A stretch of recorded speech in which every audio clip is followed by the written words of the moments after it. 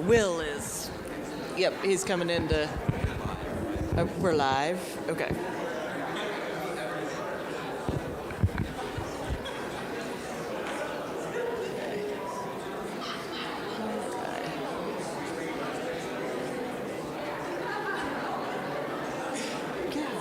I don't see her, so. Oh, shoot.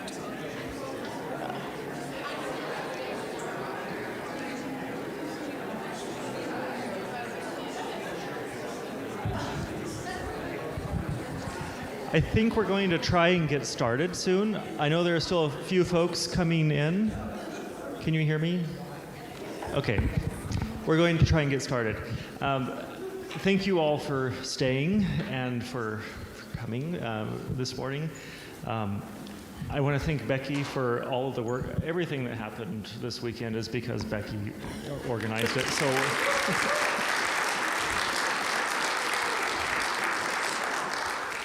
she's really good at this stuff. So for future reference. So over the last couple weeks, you all have the opportunity to submit questions for Jerrell, and we have those kind of sorted. Becky sorted them based on topic. And so we are going to pepper Jerrell with all kinds of questions. And there's everything from theology to the quality of Nicolas Cage's acting skills. And so hold on tight, here it comes. So I'll let Becky start.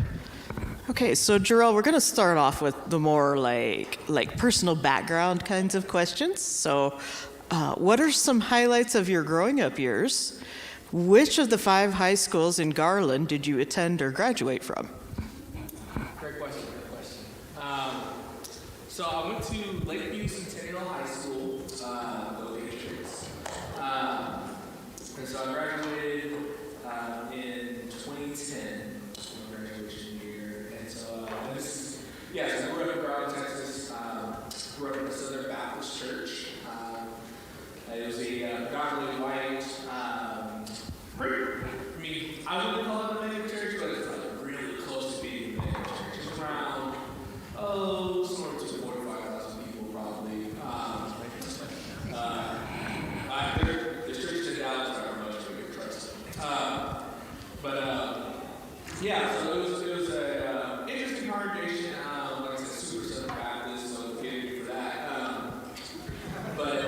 There was a lot of people. That's how I kind of found my faith, was being with them, and it was super interreligious. It became super interreligious because growing up, all my friends were in the youth group, right? So we had a youth group of like 60 kids, and so these were all my friends, and so going to church was like seeing all my friends, and so I became really fascinated with church, church structure, being in church with people, and yeah. So. You got it. Yeah, you're good. Was there okay. It's my turn now. Yeah. How did you get to Bethel College? What are a couple highlights of your time there? And did you participate in sports in high school and college? Yeah. So, I'll tell you that story. So, there was, the church I was at had a rec center. I played football, ran track in high school. And I didn't want to go to the NFL, right? I didn't want to be a professional football player because I didn't think I could, right? I didn't think I was that good. But I did want a scholarship to college because that was going to be the only way for my hands to afford college. So, played ball, and I got a scholarship offer from Kansas Western in Salina. And I realized that, they don't give full scholarships here. They give, really small partials. And so I wouldn't go to afford it. Then I met a guy who, our church had this rec center, and so we would have youth sports, children's sports come in all the time, and there's this one guy who's the father of one of the children, and he and Walt talk about football and stuff like that, but he asked me if I was getting recruited by anyone for football, and I was like, oh yeah, this school called Kansas Westland, but I don't think I'll go there. He pulls off this championship ring from Bethel College back in, I want to say it was the 80s. And he waves this ring in my finger. He raises this ring in my face. And he's like, do you want to win one of these? And I'm like, sure, I guess. And he's like, well, give me your information. I'll call the coaches at Bethel and tell them to give you a call. Now, I didn't believe the guy because I'm like, you don't have this kind of pull. There's no way. Little did I realize that at Bethel College, everyone kind of has that kind of pull.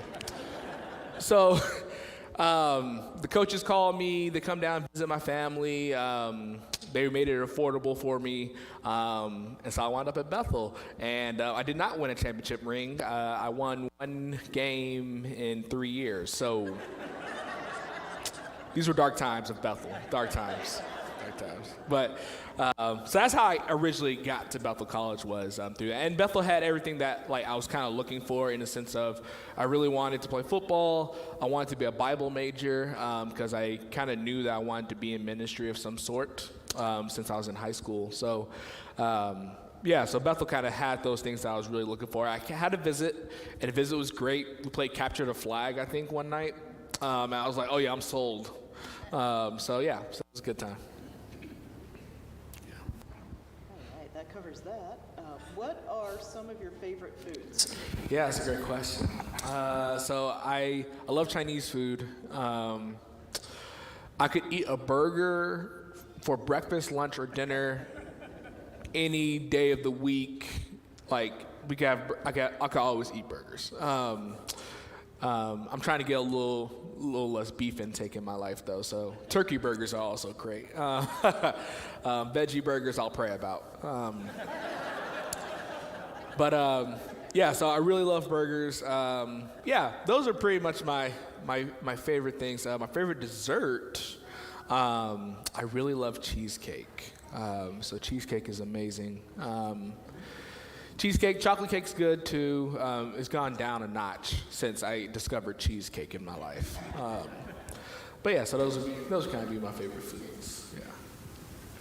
Now, I know we learned about your budding love of Sand Creek, but what will you miss about living in Oregon, and what are you excited about living in Kansas? Yeah, great question. So I will definitely miss the ocean. I didn't grow up near the ocean, so being close to it was, really beautiful for me and healing at some level.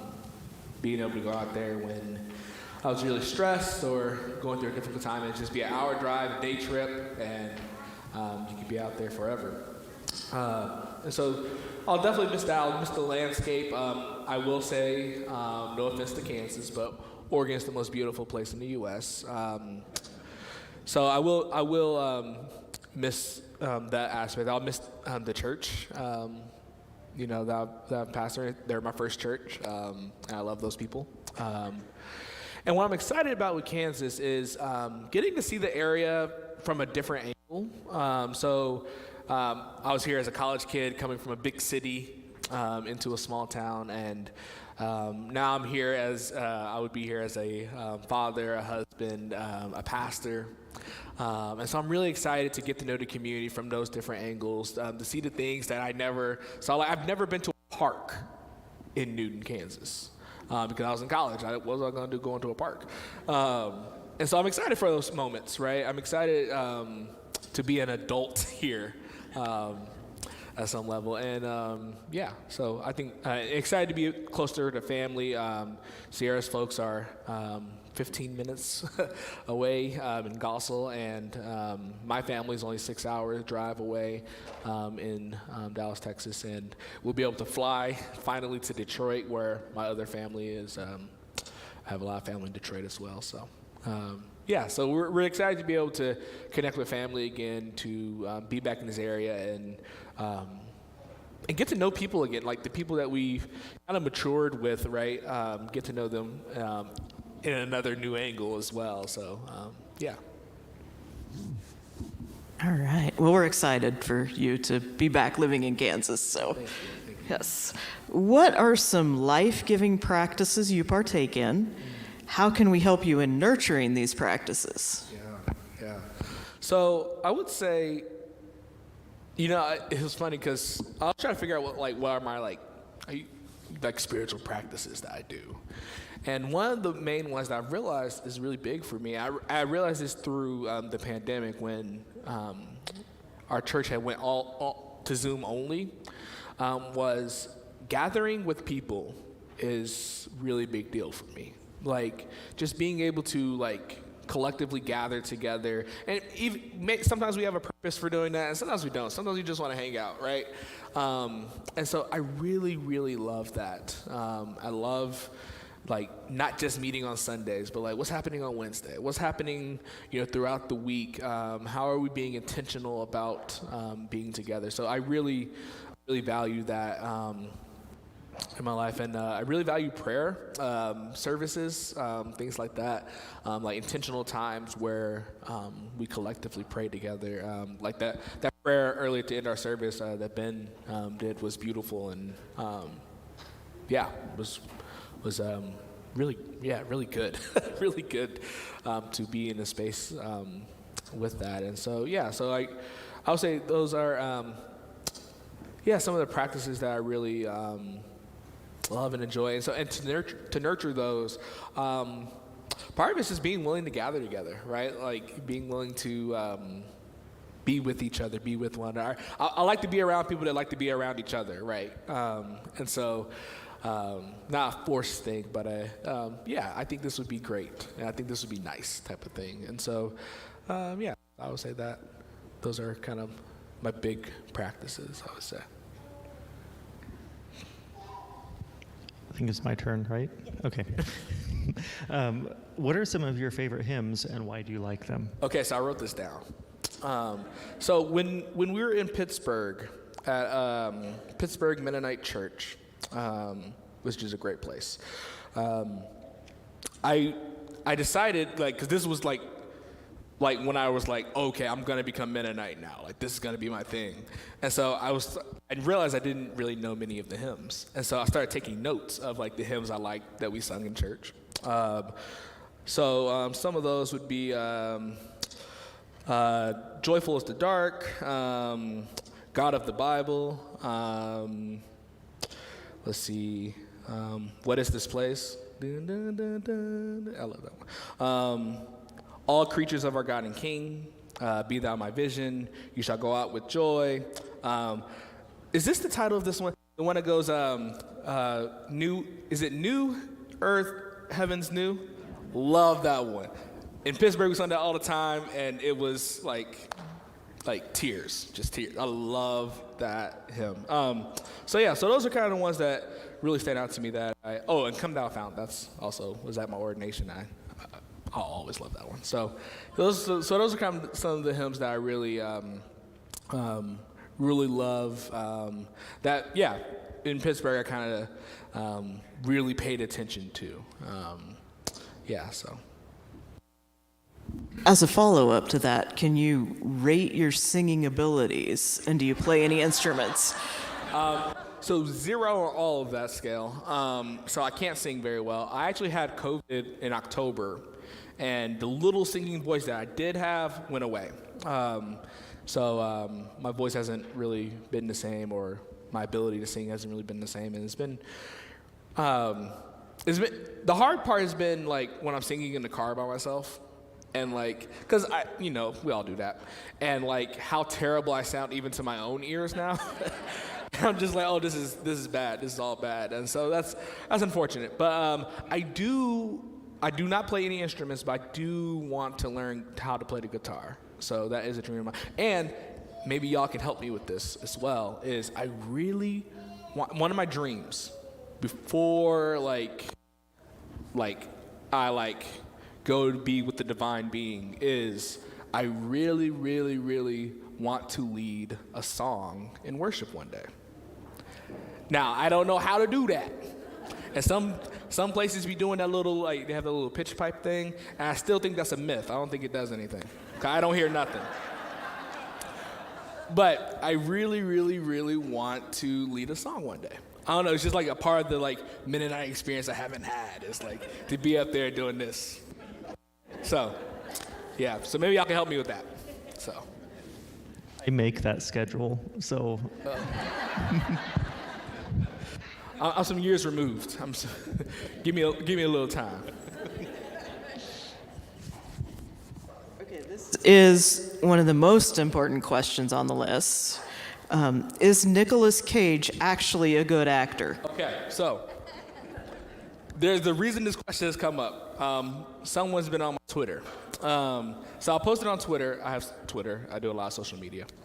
And so I posted on Twitter because I seen a commercial with Nicolas Cage. And he's going to be in a new movie, with him being a vampire.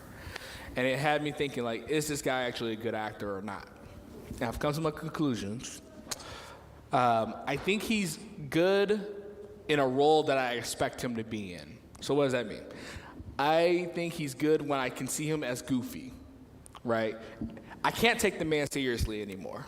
Like, I just can't, right? So I can't take him as like in a serious movie as an actor. But in a goofy movie, I kind of like the guy. Like, I'm like, oh, okay, this is good for him, right? And so that's how I feel about Nicolas Cage. But would I put him up there with the Denzels, the Viola Davises, the Leo, no, I wouldn't put him in that category. He's not there. So I would say he's good for what he does.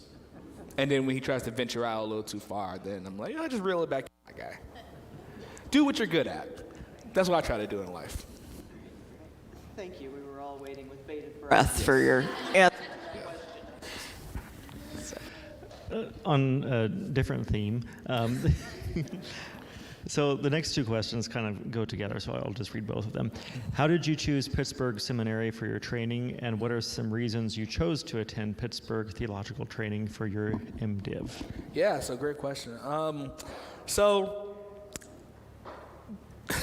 I stayed in Newton, me and Sierra, when we got married. We stayed in Newton for a year, just working, trying to figure out what we were doing next. And Peace Corps came up, and so we actually were pretty confident we were going to do Peace Corps for a while. And I one day walked in the house. I was like, "Hey, Sierra, I think I want to go to seminary. Is that okay?" And she was like, "So we're not going to Peace Corps anymore?" I was like, "Yeah."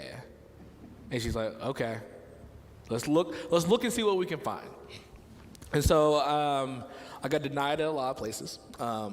If I'm honest, I wasn't if you taught me at Bethel, so there's a couple of my former teachers. I saw Christine too. If you taught me at Bethel, you know that I was not always the best student. I think I did well in most of your classes, except for Merle's. That German class was tough.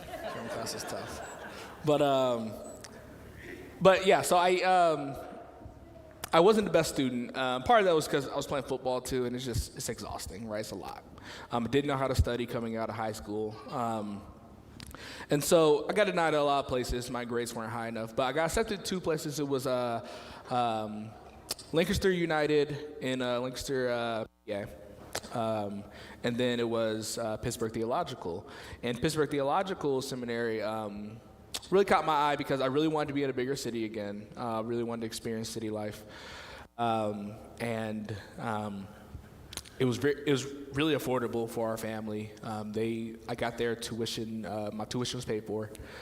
There, I just had to pay for housing, and so, yeah, it was a great experience. I also want to be clear. I didn't really want to go to a progressive or a conservative seminary. I really wanted to have a diverse opinions. I think Pittsburgh really fit that for me. As I had some professors that were really progressive, some professors that didn't believe that women should be pastors, right? And so it was a very mixed experience that I got to be formed and shaped by, which was really good for me. And getting to explore the Bible, getting to explore my faith with my colleagues and friends at Pittsburgh Theological was amazing.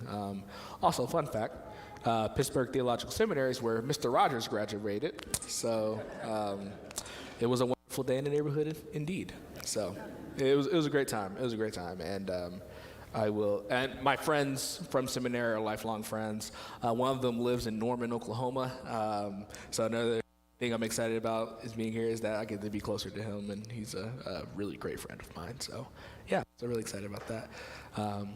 Also, seminary was super Presbyterian, like I was the only Mennonite there, and so it was it was a lot of arguments about baptism, about communion, about John Calvin, and so every chance I had to write a paper that included some kind of Anabaptist history. So this is where my Bethel education came in handy, right? Like this is really cool, where I got to think about what I learned from Patty Shelley, from Mark Jansen, and really incorporate that into my study. And so I had to study my faith, actually, which is different than, I'm sure folks who go to like AMBS and stuff like that have to do that same process, but to have no one that is of that same tradition was really, really had to keep me on my toes and know what I believe, which was great for me. It was really good for me. What was it that attracted you to become a Mennonite? Yeah, another great question. So it wasn't Bethel, actually. I was telling someone at lunch earlier that I can be quite contrarian sometimes. So if everyone likes something, I'll be the voice in the room. Is like, well, should we actually like this as much as we do, right? And sometimes I actually do like the thing, but I just don't want to be a part of the crowd. I'm weird that way sometimes. And so at Bethel, I was kind of really pushing back. And also at Bethel, what I had seen of Mennonites was it was a predominantly white tradition, which is a predominantly white tradition, but like everyone was white. I wasn't really sold on the pacifism, peace, justice thing yet. Coming from a Southern Baptist background where, they basically worship the military. And so I was kind of turned off in that way. I was really closed off to that. Married Sierra, who led me to the lights. But it was really when I went to Pittsburgh, and I had the opportunity to intern with the Franconia Mennonite Conference, now known as Mosaic, with Steve Chris, who's the conference minister there. And they have a very diverse conference there. So I got to attend Philly Praise Center, which is an Indonesian Mennonite church out there. I got to attend Vietnamese Gospel, where I preached my first sermon needing an interpreter. And so having those experiences and seeing the diversity within the Mennonite church really made me say, like, okay, I can be here. I can be a part of this. And then there was a conference called Hope for the Future that it's supposed to happen every year, but with COVID and things like that, things got mixed up. But whereas for Mennonites, it's hosted by MCUSA, but it's specifically for Mennonites of color. And so I got to attend that while I was in Pittsburgh, and just really felt like these were my siblings. I felt like, oh man, these are a bunch of people who come from where I come from, have similar backgrounds, have similar use of slang, and they're in this theological tradition and making ways for people like me to come into the tradition. So, seeing that diversity within the church really made me say, like, okay, like I can get behind this. Let's really figure out what Mennonites are about. And then, so it kind of went from there. And I realized that's just a glimpse of the Mennonite church, right? It's not the whole encompassing view of the Mennonite church, but it was a powerful experience for me that I really appreciate. So.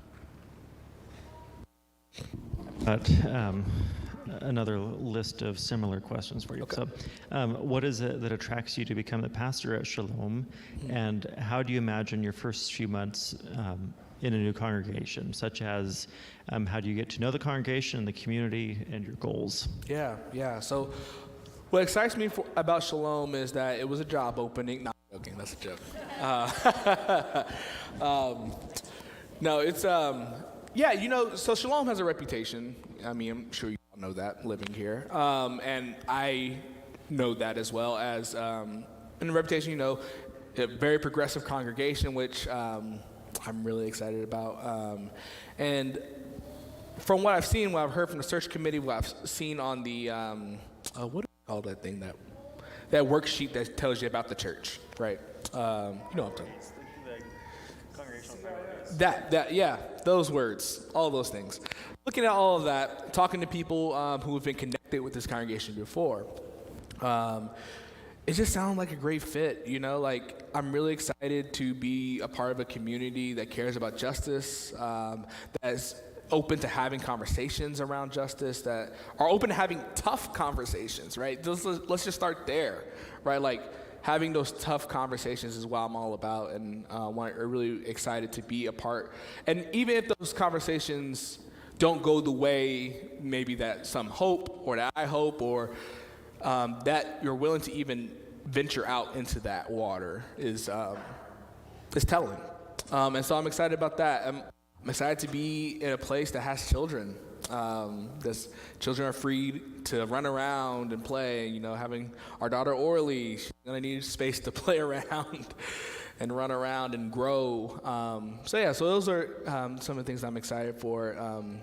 Being a pastor here at Shalom, and knowing that I also walk in the footsteps of some other great pastors that have been here. Eric Masonary, Rachel, I know them. I definitely have talked to them about this, and they speak very kindly of you all. So I'm excited about that. What's the rest of that question? How do you want to get to know the congregation and community and your goals? Yeah. So my goals to start is I want to get to know you all. I want to get to know who I'm working with, who I'm doing ministry with. I want to get to know Ben and Hope more. So a lot of my time those first few months will be getting acquainted with you all. I do visits, Zoom, in person, phone calls, emails, those kind of things. So I'm really excited for that piece. A lot of people, I do want to say that I feel like a lot of folks think that when a young person comes in, they want to change everything. And I'm not necessarily that guy that's like, oh, let me get in here and change everything that these people are doing, right? That's going to be a group-led effort. I'm doing ministry with y'all, not for y'all. And so I want to be here with y'all and move in a direction that y'all are moving in. And if we need to discuss what that direction looks like, then we discuss what the direction looks like together as a church body. But I'm hoping that y'all have done the work to know which direction you want to go, and that direction, and you're inviting me to be a part of that direction. So my first few months here, the first thing I want to do is to get to know you all, because you all would give license to all the work that can be accomplished here through Shalom. So, yeah. All right. We're looking forward to doing ministry with you as well. Thank you. So, our next question, how can a primarily white congregation and a primarily white community best support an African-American pastor? Kind of what do you need from us? And kind of going with that, we are a mostly white church. There are lots of problems most of us don't live or are even aware of. So would you call us out on these areas? Will you be patient with us? Will you help us learn? Yeah, good question. So I'll flip the tables, throw chairs. No, I'm joking. That was a great question. So let's talk about I realize that you are a predominantly white congregation, and I understand walking into that. I have a reasonable expectation of what some of the conversations are going to happen, if there may be missteps and things. I'm open to grace, right? Just by me being open to pastoring a predominantly white congregation, grace is there, right? So I'm not naive of, they told me they were this and they really weren't. I'm not, I understand, I've done this long enough, not super long, but long enough to be aware.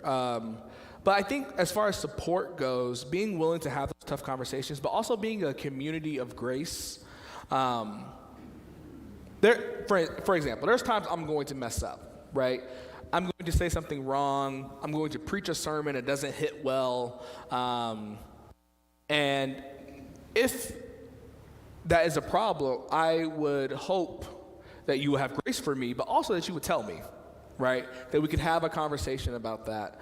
And I want to extend that same thing to you all when around topics of like racial justice and things like that. You have to create space for people where people feel safe enough to bring up what they're thinking, the questions that they have. That's the only way we learn. And so, I mean, at least that was my experience at Bethel was, I would say all kinds of stuff in class, and professors were graceful to me.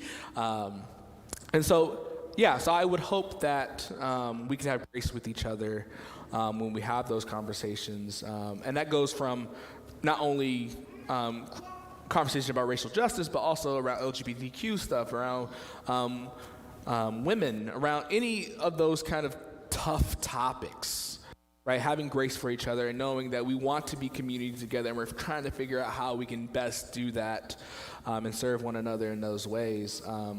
Ways to support me in that, I mentioned Hope for the Future conference. I try to go every year. It's MCUSA sponsor, so I would love if the church would allow me not only that time, but the financial resources to be able to make that conference when it happens. Also, just opening the door for those conversations, I think is the best thing for now. And that may change as we grow to know each other. And, I think about like, oh man, we really need to really support BIPOC folks in this way. And we can have conversations about that as time goes on. But yeah, I think those are the big ones for me now is just when the opportunities for me to, for lack of a better term, be with my people, to find rest, right, with communities that look more like me, that I'm allowed that space to do that. And that we allow each other grace to make mistakes and trip and fall sometimes, and we dust each other off. So, yeah. We do have an anti-racism ministry team here at Shalom. And so our hope as a search committee, and I think the hope of the board, is that that ministry team will continue to drive our anti-racism efforts, and that those won't just naturally fall to Jerrell. We want that to be a community effort. So yeah, for sure. No, thank you. And yeah, just a little bit on that. This work is only going to go as far as y'all want it to go, right? I'm not the pastor that forces a church to do anything or anything like that, right? But I want us to work. I really do want us to work together, and so it's only going to go as far as y'all want it to go as well. So yeah, with that work, yeah. So. Could you share with us your spiritual journey as it relates to your current position regarding inclusivity, especially in regards to the LGBTQIA community? Yeah. And this is, I could sit here and talk forever about that because there are so many moments that I can think about. But so like I said earlier, grew up Southern Baptist, so grew up pretty conservative theologically. And when I went to Bethel was one of the first interactions where I had classmates who were out, and that was, and so and not only were they out, but we were also in Bible religion courses together, right? And that was a very great eye-opening experience for me just to get to know people. And so like I slowly moved. This is a weird thing. So I moved from like this place of like believing that like homosexuality is definitely a sin to like, oh, well, is it really at my time at Bethel? And so I saw Ted and Company. They came and and then the Laramie Project's play happened, which really touched me. And I remember seeing the protests from Westboro Baptist. They showed up to campus and they were doing a protest. Well, they weren't on campus, but they're like across the street. And I remember seeing this and saying to myself, I think I'm on the wrong side of this issue, right? Like it was just like a moment of like, me and some of my homeboys were there. We're just like, yo, are we wrong? Because I'm not like them, or I don't want to be like them. And so fast forward to Pittsburgh, and I went to Pittsburgh Mennonite Church, which is a welcoming and affirming church. It's the first church I've ever been a part of, like chosen to be a part of, that was affirming. And that's where, when I shared my story earlier in my sermon about the trans woman who, the conversation in the safe group, right? So this was all in the context of Pittsburgh Mennonite Church. And that is really when my beliefs started to shift and change. And some of my closest friends, one of my closest friends, Erin, she's a lesbian. And like seeing just God work through her, I'm like, man, I really want you to be my pastor. Like if I could choose a pastor, Erin would be my pastor. And so through all of those experiences, I was like, okay, I can no longer, like I know I'm not on one side, but I can no longer be on the middle of this issue. I need to go all in. And so that's kind of was like my journey. And so when I went to Salem Mennonite, they didn't have a welcoming statement. They weren't an inclusive congregation on paper yet. And so I was part of the group that worked hard to make that happen. We recently did an LGBTQ plus workshop. Actually, it's still ongoing. We have one more week left. Workshop on like our congregation learning how to be an inclusive church, right? Because you just don't like write something on paper and say, okay, we're inclusive now. Come on, gay folks. But we really are trying to work hard at like making that space safe for people, for all people. And so that's kind of my journey to it. I should say that I also don't do the whole biblical debate around LGBTQ inclusion stuff anymore. I just felt like that was exhausting for me and for people that I was having conversations with. So really for me, it's just, do I love people? God tells me to love people. And so I just do the best I can with that. And that for me meant being an affirming pastor, being a part of an affirming congregation, and continuing to do the work to make this a safe space for all people. So, yeah. I hope that's a good answer. I don't know if it is. Yeah, I think you covered it. I should have ran it by Sierra first. She's kind of my filter. She helps me out. Yeah. So, our next question kind of is on a different topic. Is formal church membership important? And if so, what are its privileges and responsibilities? Is baptism essential for membership? Yeah, that's a great question. Oh gosh, I feel like a lot of churches are having this discussion. But it's one that I'm actually very passionate about. I really care about church structure, like making church safe, church's role in society. Is formal membership? No, well, so membership is not a biblical idea, meaning it's not in the Bible, right? The members of the church were just who showed up and who wanted to be committed into a community. And so I kind of love that model, but I understand the need of, or not even a need, I won't use that word, but the want for, to have, a way to track membership, the supposed benefits of membership and things like that. And so here's what I'll say that I think I like the idea of membership. I like the idea of being committed to a body, being committed to people. I don't think it's necessary or needed, but I can see some pros to that. Pros, to me, membership is me saying that, give me my stamp of approval on a community, and that community giving a stamp of approval to me as well, so it goes both ways. Not just I grow the church's membership numbers, but we both say that we are together in this, right? We're joined together in some way. And also, if you're a member somewhere and you no longer want to be a member there, a lot of places make it pretty easy to also to exit from that membership. So yeah, so I think that, now the question of benefits with membership, I don't know how I feel about that all the time.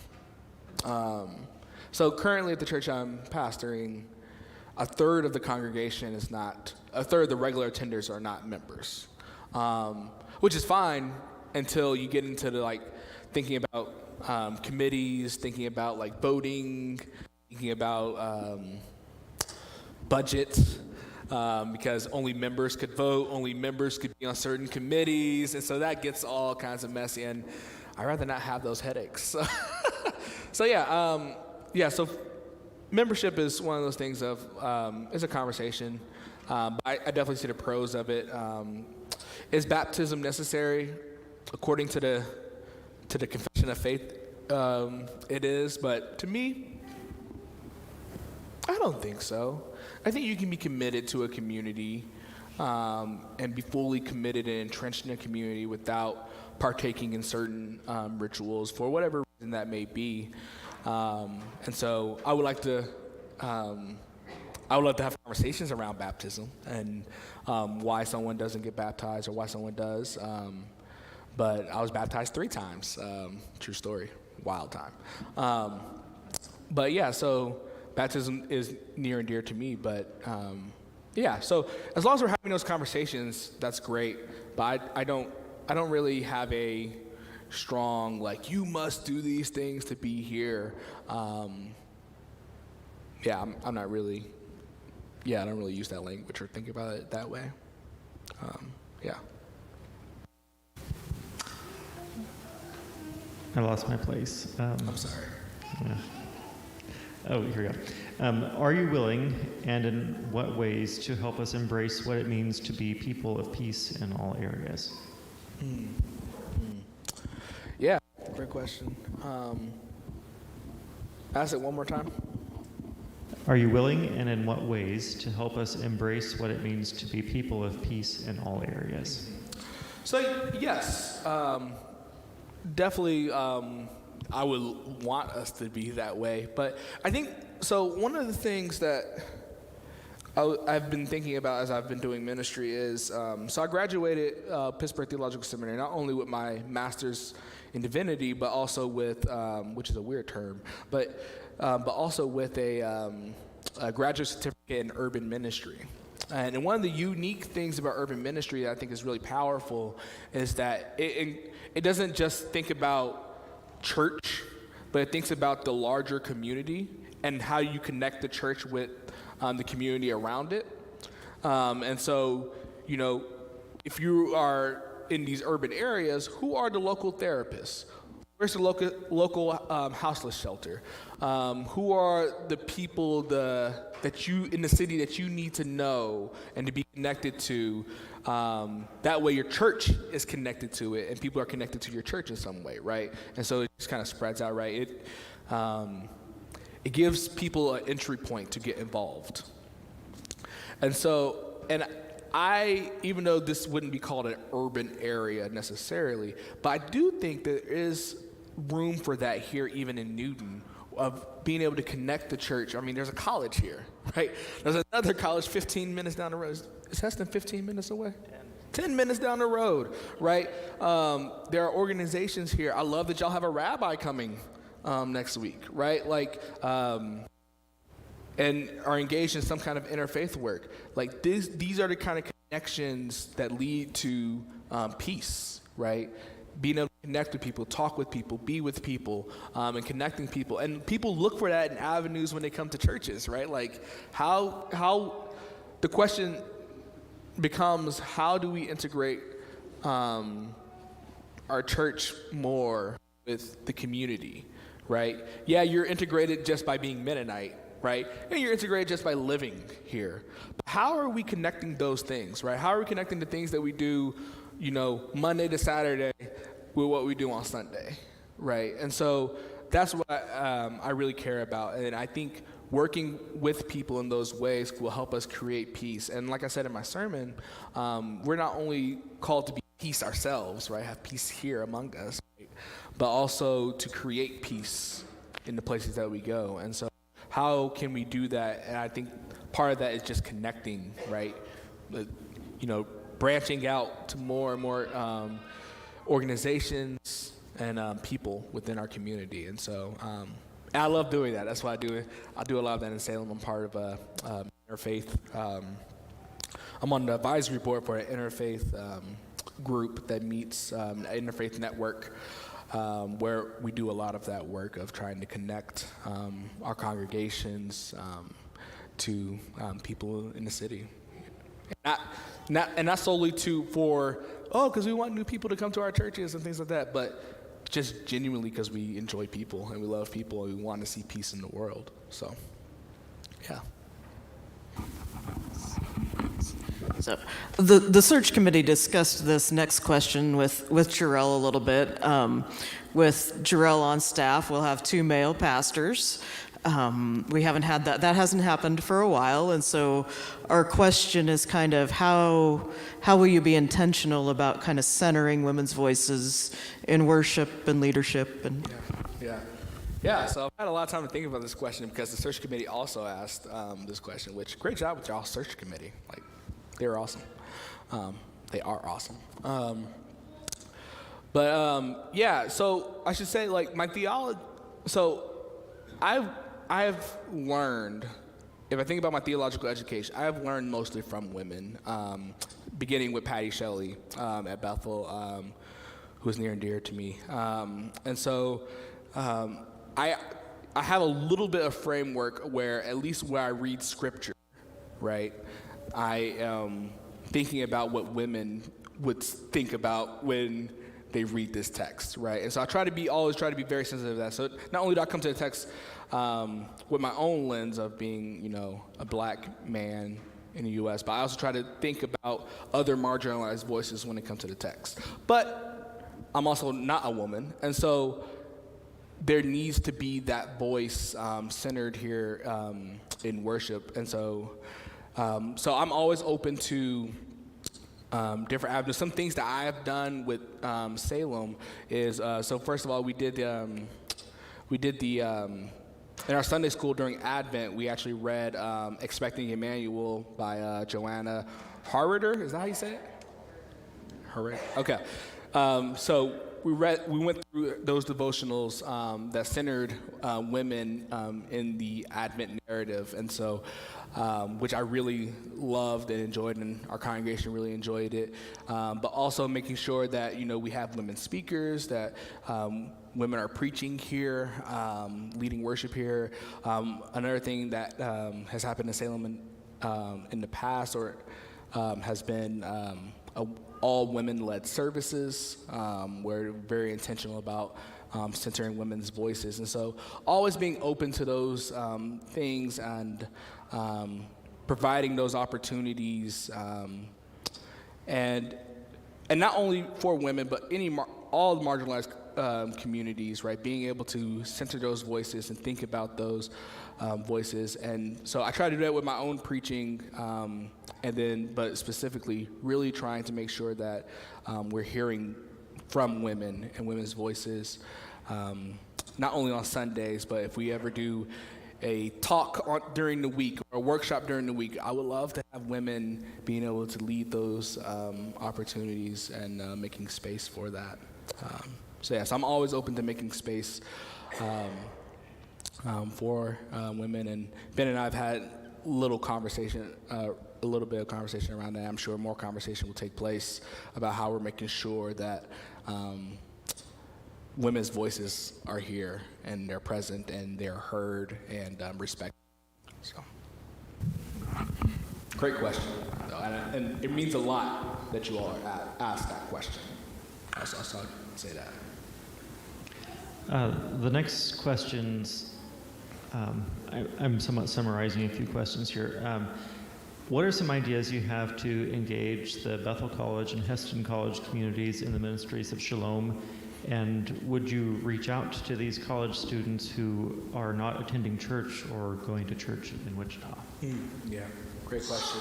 I'll just go door to door to the dorms. So I think about when I was a college student, right, which wasn't too long ago. And so I think of my time in college, and I didn't really attend a Mennonite church during that time. And I was trying to think about why. And one of them being, I came from a Southern Baptist tradition. Another one being the worship was very different than what I grew up with. But I thought about the churches that I did attend. And I did attend like a Pentecostal church nearby in Newton.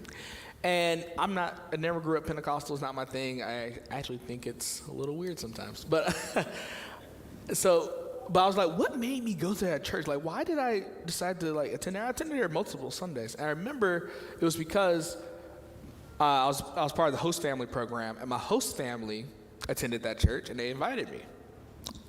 And I think about I care less about how do we get college students attending here, and care much more about how are we supporting college students, right? How are their needs being met? I was hungry a lot in college, right? Like, man was not made to live off ramen noodles alone. It would have been great if there was a church that had a dinner that invited college students and I could have showed up, right? It would have been great to have a host family within this congregation that would have invited me to church and fed me afterwards and gave me a place to do laundry, right? So these kind of things, how are we supporting our students is my first question, right? And so what are the needs of students? And Josue is a part of this congregation, so like there's a direct connection. He could tell you the needs of college students right now. But how are we supporting college students? And by nature, right, people gravitate where they're supported, towards where they're supported. And so I care much more about how we're supporting students. If they show up here, that's great. If they don't show up here, that's great. Are their needs being met? And do we have the ability to meet those needs? And I think things will run their course from there. And so I'm very open to that. I still know a lot of people at Bethel. I'm sure y'all know a lot of people at Bethel still. But I do believe that's the starting point is how do we support? Do we have the ability to support people? How do we support people? And then from there, the conversation grows. So. Yeah. All righty, thank you. We have one last question, and that question is, what questions do you have about us or for us? What do you expect from us? Yeah, great question. So let me answer that last part about expectation. And this kind of sums up a lot of that I said, but I expect us to do ministry together. Right, to have grace with one another, to take care of one another, to care about each other, to create space for each other. So those are kind of the expectations that I have. And so I don't want to be too particular because context changes things. Our world is ever evolving. Needs change. And so, but being able to have those conversations, being open to one another, right? To be with each other with open hearts, open minds, open eyes, open spirits. So, so that's what I would expect, this openness in this space. A question that I do have, though, is similar to that question is, what do y'all expect from your pastor? Like, what do you expect not only from Jerrell, but just your pastor in general? How do you envision your direction, and how does your pastor fit into that? Yeah. That's a great question. Well, I'm sure we'll have lots of discussions about that, before you get here and after you get here. So that is a great question. I think we'll go ahead and wrap this up. We've been here about an hour, and I think that's enough for Jerrell and everybody. So I'd just like to end this time that we've had with Jerrell with a quick prayer, and then you're free to go or stick around or whatever you want to do. So let's pray. Dear God, we thank you for this time that we have had with Jerrell this weekend and with Sierra and Orly. We pray that you will keep them safe as they travel back to Oregon. We pray for their discernment and Shalom's discernment in affirming him as our pastoral candidate. We pray that you will be with the people of Salem Mennonite Church and Jerrell as he makes a transition away from ministry there. be with us as we go out into this week and help us to shine your light in the dark corners of our world. In Jesus' name, amen. Thank y'all so much. Really appreciate y'all.